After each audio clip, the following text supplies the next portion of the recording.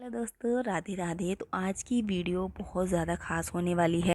आज की वीडियो में ना मैं आपको सिलाई से जुड़ी बहुत सारी बातें बताने वाली हूँ। ब्लाउज़ की स्टिचिंग के बारे में, 3 इंच की स्लीव्स के बारे में बहुत सारी चीज़ें मैं आपको लोग के साथ शेयर करूँगी।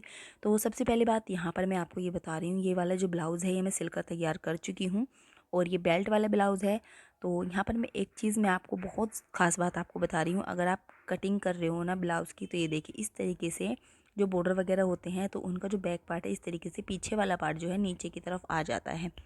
काफ़ी सारे जो होते हैं ब्लाउज़ इस तरीके से हो जाते हैं। ये किस लिए होते हैं? क्योंकि जब हम फ्रंट पार्ट में प्लेट डालते हैं तो वो ऊपर की तरफ हो जाता है और बैक पार्ट में हम साइड में प्लेट नहीं डालते, वो नीचे की तरफ हो जाता है। तो इस चीज़ को दूर करने के लिए ना आपको क्या करना है, ये जो बैक पार्ट वाला पार्ट है इधर से कमर की तरफ से आपको आधा इंच रखना है और यहाँ पर जो हमारी प्लेट डलेगी उससे मिला देना है और आपको वहाँ पर कट कर देना है। तो ये तिरछा नहीं होगा। ये देखिए मैंने यहाँ पर इस ब्लाउज़ में इसी तरीके से किया हुआ है और एकदम सीधा आ रहा है बैक पार्ट। लेकिन जो फर्स्ट वाला ब्लाउज़ है उसमें बॉर्डर था और मैंने कस्टमर को बोला था कि मैं इस तरीके से कर दूँ, तो उन्होंने बोला नहीं मुझे तो बॉर्डर सीधा ही चाहिए, तो मैंने उसमें नहीं किया। लेकिन यहाँ पर मैं आपको यही चीज़ बता रही हूँ, अगर आपके पास भी कोई भी ब्लाउज़ आए तो उसमें ज़रूर करना, जिससे जो आपका ब्लाउज़ है एकदम सीधा लगेगा और एकदम परफेक्ट उसकी फिनिशिंग आएगी।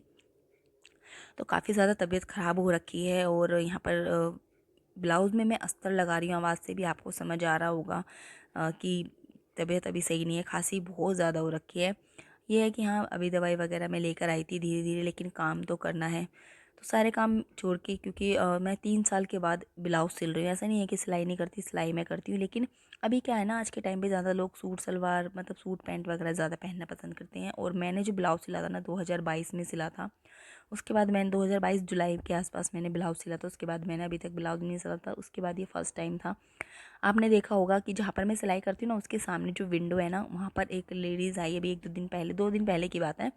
तो बोले कि आप ब्लाउज़ सिल दोगे? तो पहले तो मैंने डर की वजह से, सच में बताऊँ तो मैंने मना ही कर दिया कि नहीं होगा, कि कैसे सिलूँगी, इतने टाइम हो गया मैंने नहीं सिला था। लेकिन फिर वो अंदर आई तो मैंने बोला कि चलो ठीक है मैं सिल दूँगी, बट डरते-डरते मैंने ब्लाउज़ लिया। हाँ, करी क्यों? क्योंकि जब तक मैं स्टार्टिंग नहीं करूँगी तब तक कैसे होगा? मैंने यही सोचा कि कभी ना कभी तो स्टार्ट करना ही है, सिलना तो है ही। तो देखा जाएगा जो होगा।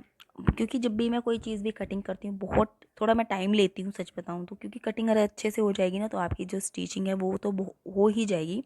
सबसे मेन होती है कटिंग। अगर आपको कटिंग नहीं आती तो आप स्टिचिंग कर भी नहीं सकते।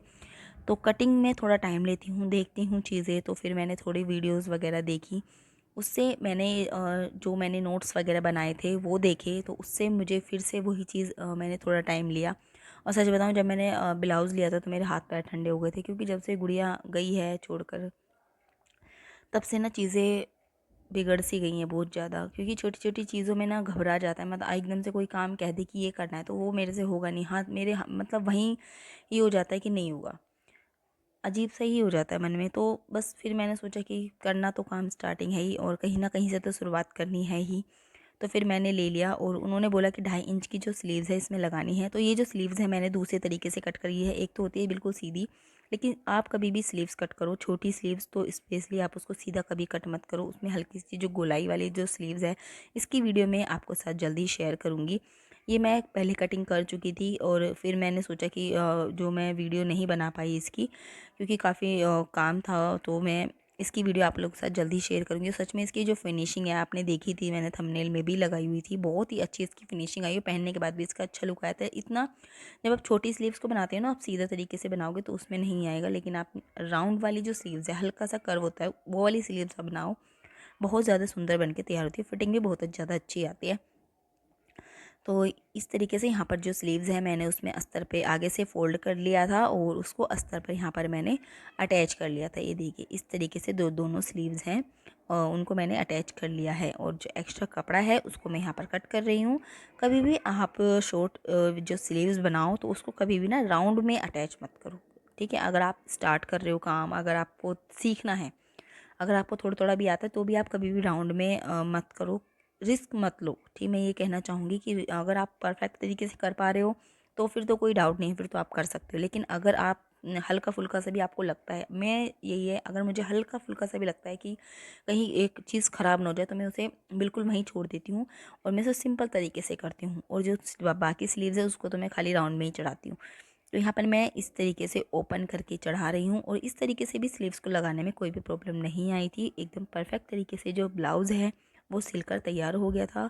और ये जो ब्लाउज़ है ना, ये ब्लाउज़ की कटिंग अगर आप एक बार सीख लोगे तो इसमें क्या होगा, आपको एक कटिंग के साथ में ही आपको 4 तरीके के ब्लाउज़ सीखने को मिल जाएंगे। एक ब्लाउज़ होगा वन टक्स वाला ब्लाउज़ जो कि काफ़ी ट्रेंड में है, और दूसरा जो ब्लाउज़ है वो है प्रिंस कट ब्लाउज़, वो भी आजकल काफ़ी ट्रेंड में है, और थर्ड वाला होगा प्रिंस कट ब्लाउज़ जो कि मैंने अब सिला है, और फोर्थ है 4 टक्स वाला ब्लाउज़। तो एक ही वीडियो में आपको काफ़ी सारे कई तरीके के जो ब्लाउज़ है वो सीखने को मिल जाएंगे। तो जल्दी ही मैं ये वीडियो आप लोग के साथ शेयर करूँगी। पूरी डिटेल वीडियो होगी, थोड़ी सी लंबी ज़रूर होगी, लेकिन आप उसको पूरा देखना अगर आपको ब्लाउज़ की सिलाई में डाउट आता है तो और इसकी जो स्टिचिंग की वीडियो भी मैं आप लोग के साथ शेयर करूँगी। तो ब्लाउज़ मेरा हो गया था सिलकर रेडी, क्योंकि मुझे एक दिन बाद ही देने थे, क्योंकि उन्होंने मतलब अर्जेंट में ही बोला था कि मुझे ब्लाउज़ जल्दी चाहिए।